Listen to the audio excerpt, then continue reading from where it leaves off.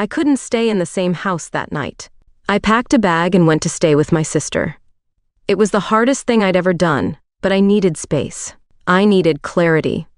The next day, we had the hardest conversation of my life. He came to my sister's house, begging to talk. I was exhausted, emotionally drained, but I couldn't avoid it any longer. I let him in, and we sat down to talk. The conversation was filled with anger, pain, and a lot of yelling. His initial reaction was defensiveness. He tried to justify his actions, saying it was just a mistake, that he wasn't thinking clearly, but I wasn't buying it. He tried to minimize the affair, saying it was nothing serious, and that it didn't mean he didn't love me.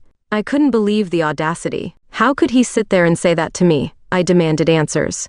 I wanted to know why, how long, and what he thought he was doing. But all I got were more excuses, more lies. It felt like he was trying to deflect blame onto me, saying that I hadn't been attentive enough, that we had grown distant. It was his way of shifting the responsibility. The hardest part wasn't just the lies, it was the fact that he couldn't even admit the full extent of his betrayal. I kept asking, but he refused to give me the clarity I needed.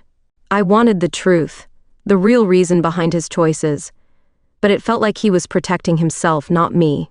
The following days were an emotional roller coaster. Some moments I felt so angry I could hardly look at him. Other times I was consumed by deep, overwhelming sadness. I couldn't understand how I was supposed to forgive someone who had done something so deeply hurtful.